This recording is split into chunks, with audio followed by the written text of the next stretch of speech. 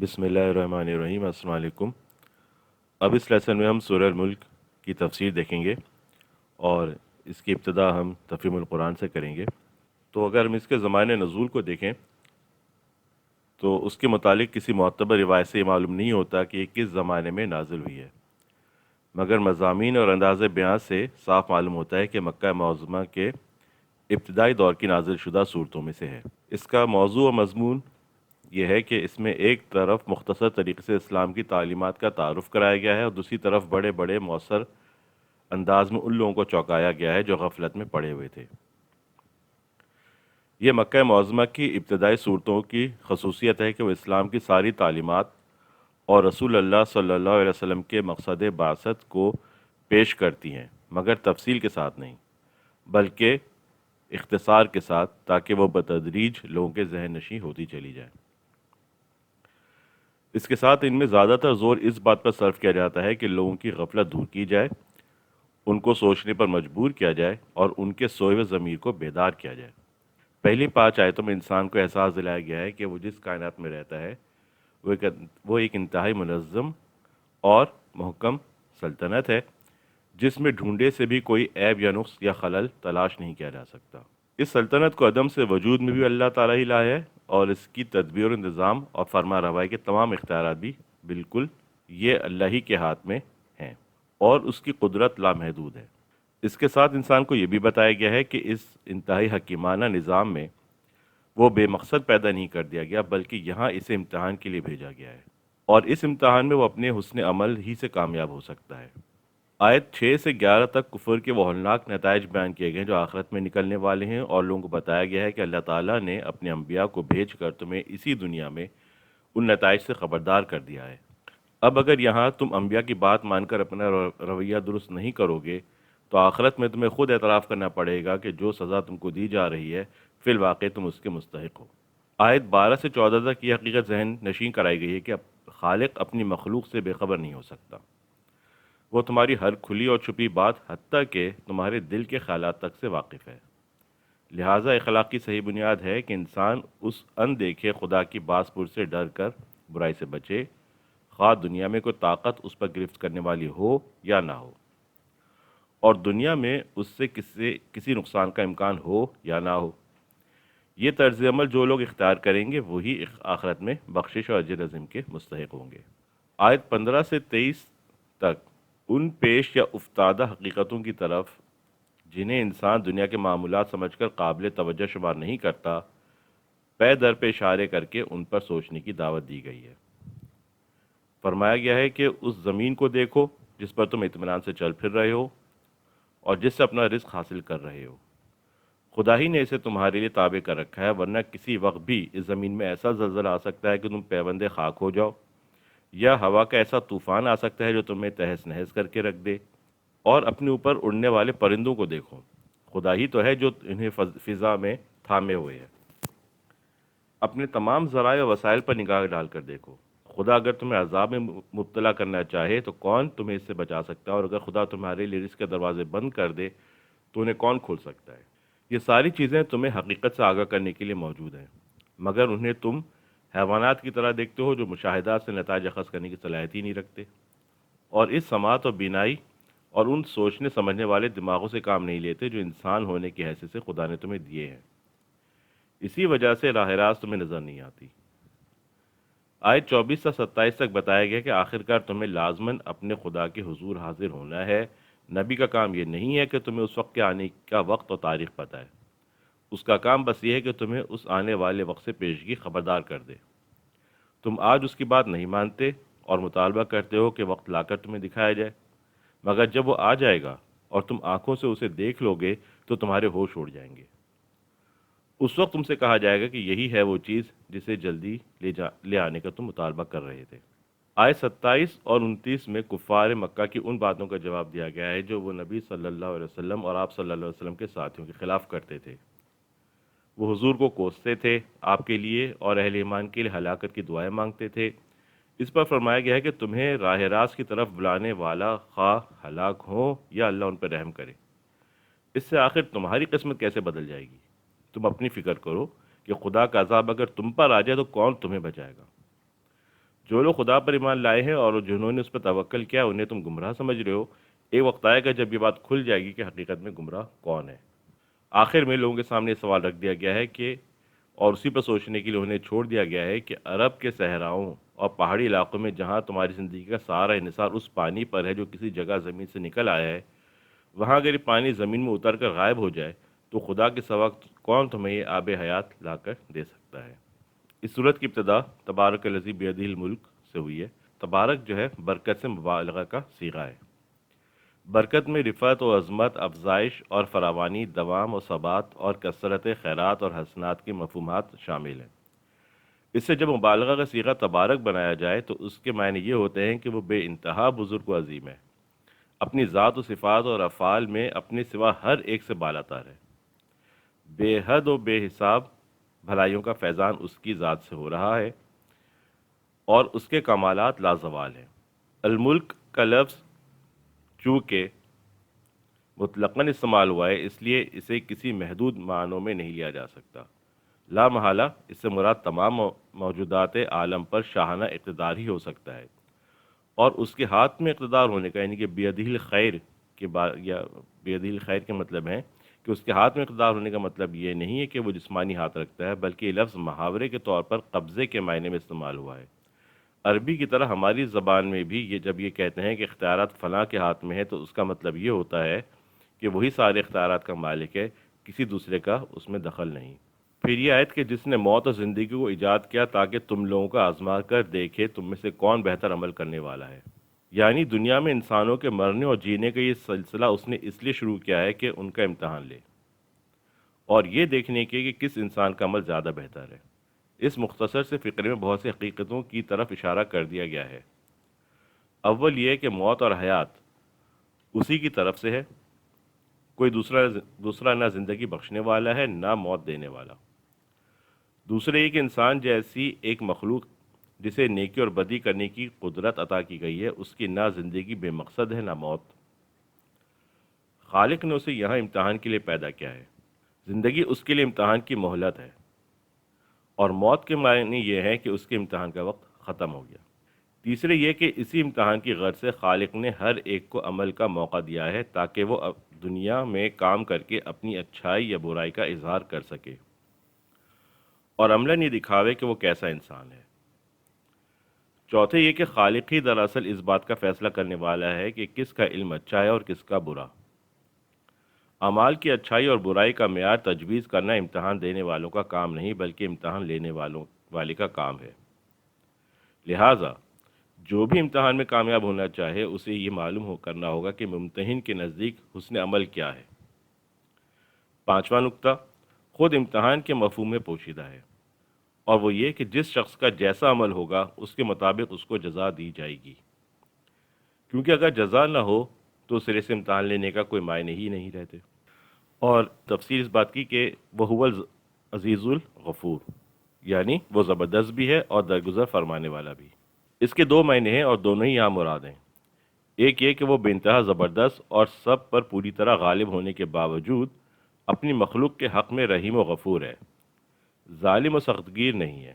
دوسرے یہ کہ برے عمل کرنے والوں کو سزا دینے کی وہ پوری قدرت رکھتا ہے، کسی میں طاقت نہیں کہ اس کی سزا سے بچ سکے، مگر جو نادم ہو کر برائی سے باز آ جائے اور معافی مانگ لے اس کے ساتھ وہ درگزر کا معاملہ کرنے والا ہے۔ ما تری فی خلق الرحمن من تفاوت کی تفسیر، جس کے معنی ہے تم رحمان کی تخلیق میں کسی قسم کی بے ربطی نہ پاؤ گے۔ اصل تفاوت کا لفظ استعمال ہوا ہے جس کے معنی ہے عدم تناسب، ایک چیز کا دوسری چیز سے میل نہ کھانا، انمل بے جوڑ ہونا۔ پس اس ارشاد کا مطلب یہ ہے کہ پوری کائنات میں تم کہیں بد نظمی، بے ترتیبی اور بے ربطی نہ پاؤ گے۔ اللہ کی پیدا کردہ اس دنیا میں کوئی چیز انمل بے جوڑ نہیں، اس کے تمام اجزاء باہم مربوط ہیں اور ان میں کمال درجے کا تناسب پایا جاتا ہے۔ فرجع البصر هل تری من فطور، یعنی پھر لوٹا نگاہ، کیا تو دیکھتا ہے کوئی شگاف، یعنی کہ نگاہ کو لوٹا کر دیکھ، کیا تو کوئی شگاف دیکھتا ہے۔ تو اصل میں لفظ فطور استعمال ہوا ہے جس کے معنی ہیں دراڑ، شگاف، رخنا، پھٹا ہوا ہونا، ٹوٹا پھوٹا ہونا۔ مطلب یہ کہ پوری کائنات کی بندش ایسی چست ہے اور زمین کے ایک ذرے سے لے کر عظیم الشان کہکشاؤں تک ہر چیز ایسی مربوط ہے کہ کہیں نظم کائنات کا تسلسل نہیں ٹوٹتا۔ تم خواہ کتنی ہی جستجو کر لو، تمہیں اس میں کسی جگہ رکھنا نہیں مل سکتا۔ اور وَلَقَدْ زَيَّنَا السَّمَاءَ الدُّنْيَا بِمَصَابِيحَ وَجَعَلْنَاهَا رُجُومًا لِلشَّيَاطِينِ وَأَعْتَدْنَا لَهُمْ عَذَابَ السَّعِيرِ، اور ہم نے اسے شیطانوں کو مارنے کا آلہ بنایا ہے، یعنی ستاروں کو ہم نے شیطانوں کو مارنے کا آلہ بنایا ہے۔ تو اس کا مطلب یہ نہیں ہے کہ یہاں تارے شیطانوں پر پھینک مارے جاتے ہیں، اور یہ مطلب بھی نہیں کہ شہاب ثاقب صرف شیطانوں کو مارنے ہی کے لیے گرتے ہیں، بلکہ مطلب یہ ہے کہ تاروں سے جو بے حد و حساب شہاب ثاقب نکل کر کائنات میں انتہائی تیز رفتاری کے ساتھ گھومتے رہتے ہیں اور جن کی بارش زمین پر بھی ہر وقت ہوتی رہتی ہے، وہ اس امر میں مانے ہے کہ زمین کے شیاطین عالم بالا میں جا سکیں۔ اگر وہ اوپر جانے کی کوشش کریں بھی تو یہ شہاب انہیں مار بھگاتے ہیں۔ اس چیز کو بیان کرنے کی ضرورت اس لیے پیش آئی کہ عرب کے لوگ کاہنوں کے متعلق یہ خیال رکھتے تھے، اور یہی خود کاہنوں کا دعویٰ بھی تھا کہ شیاطین ان کے تابع ہیں یا شیاطین ان کا رابطہ ہے، اور ان کے ذریعے سے انہیں غیب کی خبریں حاصل ہوتی ہیں، اور وہ صحیح طور پر لوگوں کی قسمتوں کا حال بتا سکتے ہیں۔ اس لیے قرآن میں متعدد مقامات پر یہ بتایا گیا ہے کہ شیطان کے عالم بالا میں جانے اور وہاں سے غیب کی خبریں معلوم کرنے کا قطعاً کوئی امکان نہیں ہے۔ رہا یہ سوال کہ ان شہابوں کی حقیقت کیا ہے، تو اس کے بارے میں انسان کی معلومات اس وقت تک کسی قطعی تحقیق سے قاصر ہیں۔ تاہم جس قدر بھی حقائق اور واقعات جدید ترین دور تک انسان کے علم میں آئے ہیں، اور زمین پہ گرے ہوئے شہابیوں کے معائنے سے جو معلومات حاصل کی گئی ہیں، ان کی بنا پر سائنسدانوں میں سب سے زیادہ مقبول نظریہ یہی ہے کہ یہ شہابیے کسی سیارے کے انفجار یعنی کہ پھٹنے کی بدولت نکل کر خلا میں گھومتے رہتے ہیں، اور پھر کسی وقت زمین کی کشش کے دائرے میں آ کر ادھر کا رخ کر لیتے ہیں۔ جب وہ اس میں ڈالے جائیں گے تو وہاں سنیں گے چیخنا چلانا، اور جہنم جوش مار رہی ہوگی۔ اصل میں لفظ شہیق استعمال ہوا ہے جو گدھے کی سی آواز کے لیے بولا جاتا ہے۔ اس فقرے کے معنی یہ بھی ہو سکتے ہیں کہ خود جہنم کی آواز ہوگی، اور یہ بھی ہو سکتے ہیں کہ آواز جہنم سے آ رہی ہوگی جہاں ان لوگوں سے پہلے گرے ہوئے لوگ چیخیں مار رہے ہوں گے۔ اس دوسرے مفہوم کی تائید سورہ ہود کی آیت 106 سے ہوتی ہے، جس میں فرمایا گیا ہے کہ دوزخ میں یہ دوزخی لوگ ہاپیں گے اور پھنکارے ماریں گے۔ اور پہلے مفہوم کی تائید سورہ فرقان کی آیت نمبر 12 سے ہوتی ہے، جس میں ارشاد ہوا ہے کہ دوزخ میں جاتے ہوئے یہ لوگ دور ہی سے اس کے غضب اور جوش کی آوازیں سنیں گے۔ اس بنا پر صحیح یہ ہے کہ یہ شور خود جہنم کا بھی ہوگا اور جہنمیوں کا بھی۔ کلما القی فیہا فوج سألہم خزنتها الم یأتکم نذیر، جب اس میں سے کوئی گروہ ڈالا جائے گا ان سے اس کے داروغہ پوچھیں گے کیا نہیں آیا تمہارے پاس کوئی ڈرانے والا۔ اس سوال کی اصل نوعیت سوال کی نہیں ہوگی کہ جہنم کے کارندے ان لوگوں سے یہ معلوم کرنا چاہتے ہوں کہ ان کے پاس اللہ تعالیٰ کی طرف سے کوئی خبردار کرنے والا آیا تھا یا نہیں، بلکہ اس سے مقصود ان کو اس بات کا قائل کرنا ہوگا کہ انہیں جہنم میں ڈال کر ان کے ساتھ کوئی بے انصافی نہیں کی جا رہی ہے۔ اس لیے وہ خود ان کی زبان سے اقرار کرانا چاہیں گے کہ اللہ تعالیٰ نے ان کو بے خبر نہیں رکھا تھا، ان کے پاس انبیاء بھیجے تھے، ان کو بتا دیا تھا کہ حقیقت کیا ہے اور راہ راست کون سی ہے، اور ان کو متنبع کر دیا تھا کہ اس راہ راست کے خلاف چلنے کا نتیجہ اسی جہنم کا ایندھن بننا ہوگا جس میں اب وہ جھونکے گئے ہیں۔ مگر انہوں نے انبیاء کی بات نہ مانی، لہٰذا اب جو سزا انہیں دی جا رہی ہے وہ فی الواقع اس کے مستحق ہے۔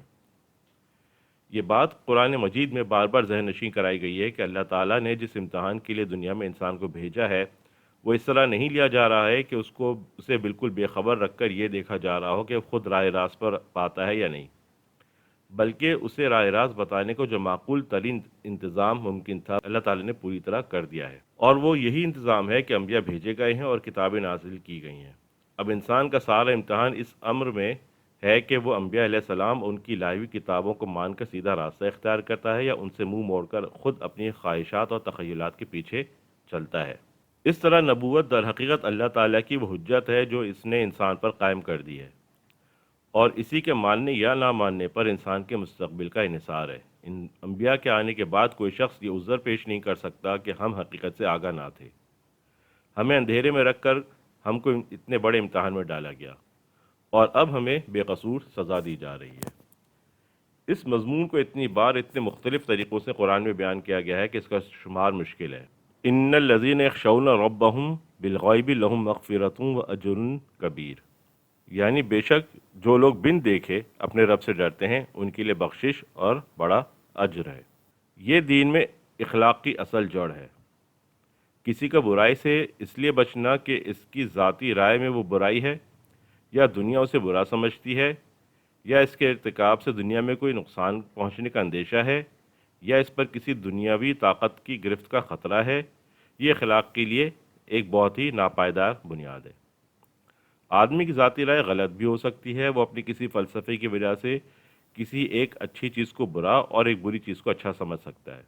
دنیا کے معیار خیر و شر اول تو یکساں نہیں ہے، پھر وہ وقتاً فوقتاً بدلتے بھی رہتے ہیں۔ کوئی عالمگیر اور ازلی و ابدی معیار دنیا کے اخلاقی فلسفوں میں نہ آج پایا جاتا ہے نہ کبھی پایا گیا ہے۔ دنیاوی نقصان کا اندیشہ بھی اخلاق کے لیے کوئی مستقل بنیاد فراہم نہیں کرتا۔ جو شخص برائی سے اس لیے بچتا ہو کہ وہ دنیا میں اس ذات پر مرتب ہونے والے کسی نقصان سے ڈرتا ہے، وہ ایسی حالت میں اس کے ارتکاب سے باز نہیں رہ سکتا جب اس سے کوئی نقصان پہنچنے کا اندیشہ نہ ہو۔ اسی طرح کسی دنیاوی طاقت کی گرفت کا خطرہ بھی وہ چیز نہیں جو انسان کو ایک شریف انسان بنا سکتی ہو۔ ہر شخص جانتا ہے کہ کوئی دنیاوی طاقت بھی عالم الغیب و شہادہ نہیں ہے۔ بہت سے جرائم اس کی نگاہ سے بچ کر کیے جا سکتے ہیں، اور ہر دنیاوی طاقت کی گرفت سے بچنے کی بے شمار تدبیریں ممکن ہیں۔ پھر کسی دنیاوی طاقت کے قوانین بھی تمام برائیوں کا احاطہ نہیں کرتے۔ بیشتر برائیاں ایسی ہیں جن پر دنیاوی قوانین کی وہ گرفت سرے سے کرتے ہی نہیں، حالانکہ وہ ان برائیوں سے کبھی تر ہیں جن پر وہ گرفت کرتے ہیں۔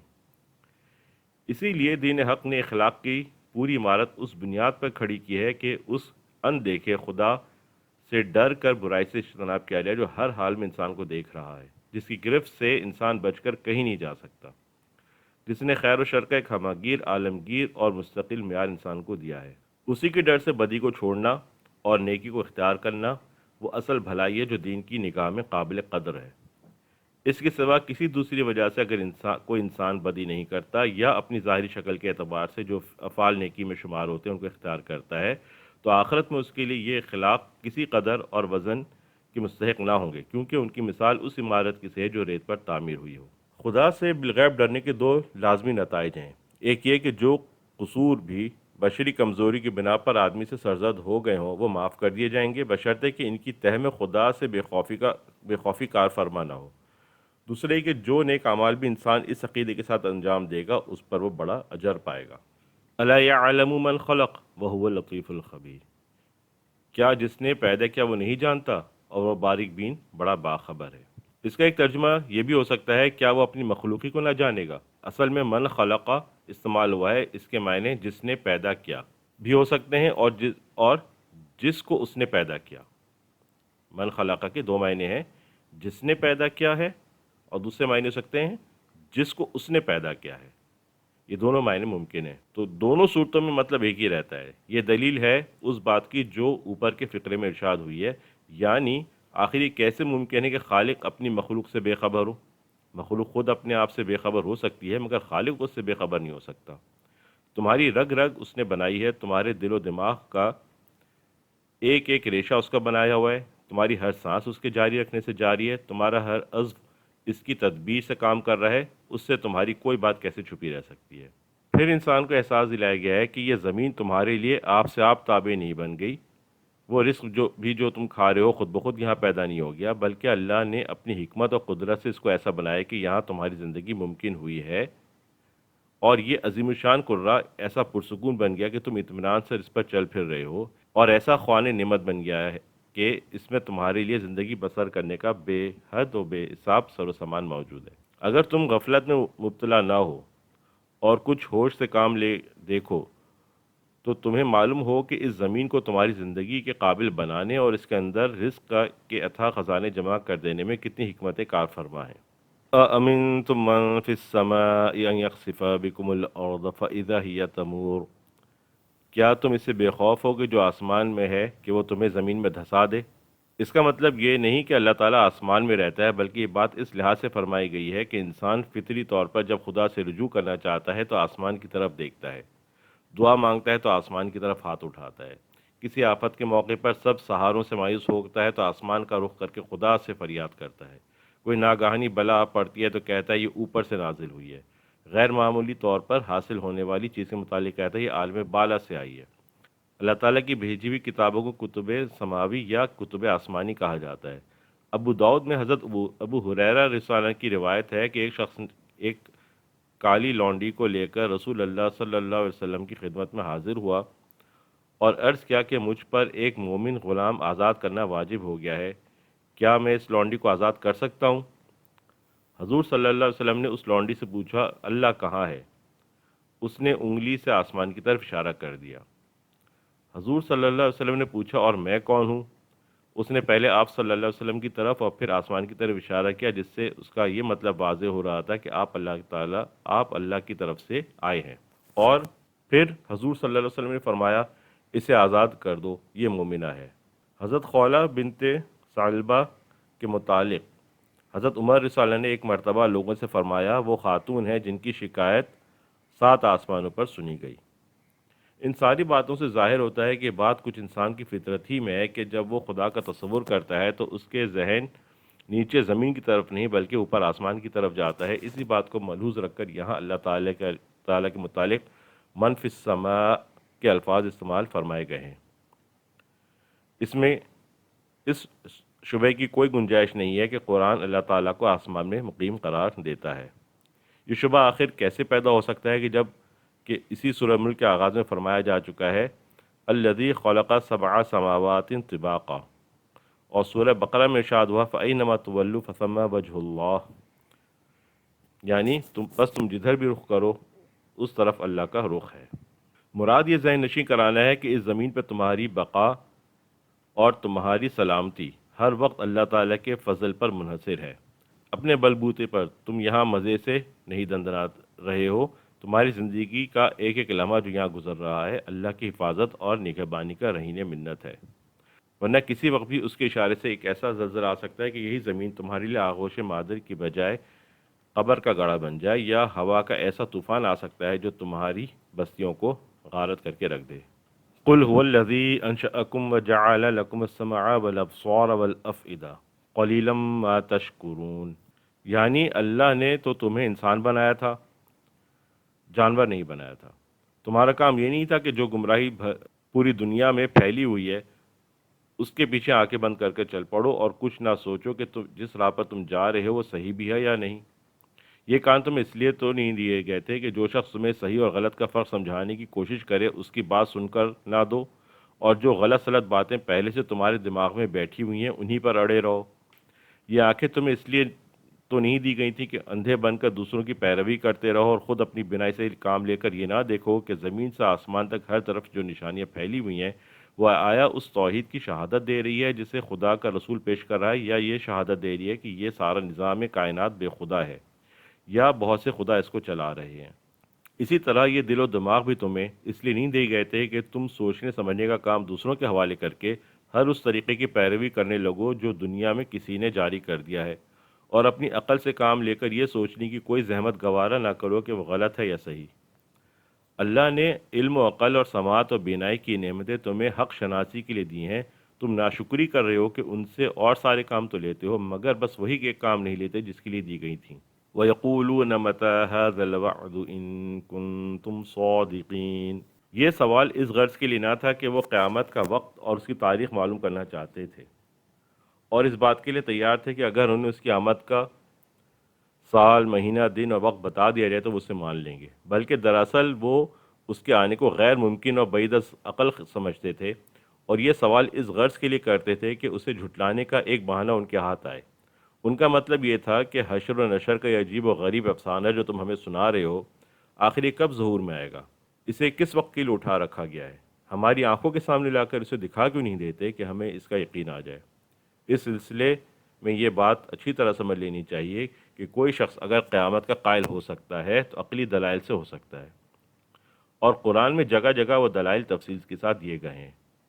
رہی اس کی تاریخ تو قیامت کی بحث میں اس کا سوال اٹھانا ایک جاہل آدمی کا کام ہو سکتا ہے، کیونکہ اگر بالفرض وہ بتا بھی دی جائے تو اس سے کوئی فرق نہیں پڑتا۔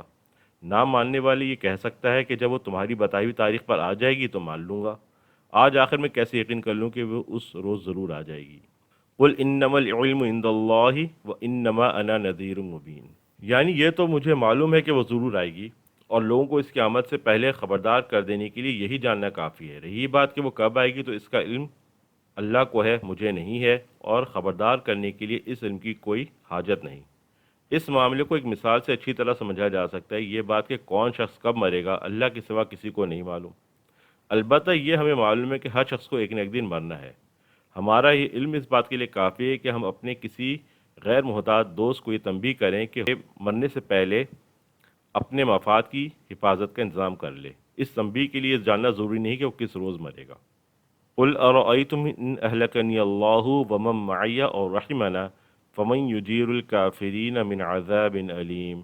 مکہ معظمہ میں جب رسول اللہ صلی اللہ علیہ وسلم کی دعوت کا آغاز ہوا اور قریش کے مختلف خاندانوں سے تعلق رکھنے والے افراد نے اسلام قبول کرنا شروع کر دیا تو گھر گھر حضور صلی اللہ علیہ وسلم اور آپ کے ساتھیوں کو بددعائیں دی جانے لگیں، جادو ٹونے کیے جانے لگے تاکہ آپ ہلاک ہو جائیں، حتیٰ کہ قتل کے منصوبے بھی سوچے جانے لگے۔ اس پر یہ فرمایا گیا کہ ان سے کہو خواہ ہم ہلاک ہوں یا خدا کے فضل سے زندہ رہیں، اس سے تمہیں کیا حاصل ہوگا؟ تم اپنی فکر کرو کہ خدا کے عذاب سے تم کیسے بچو گے۔ سورہ ملک کی تفسیر مکمل ہوئی۔ اب انشاءاللہ اگلے لیسن میں ہم دیگر تفاسیر کو دیکھیں گے۔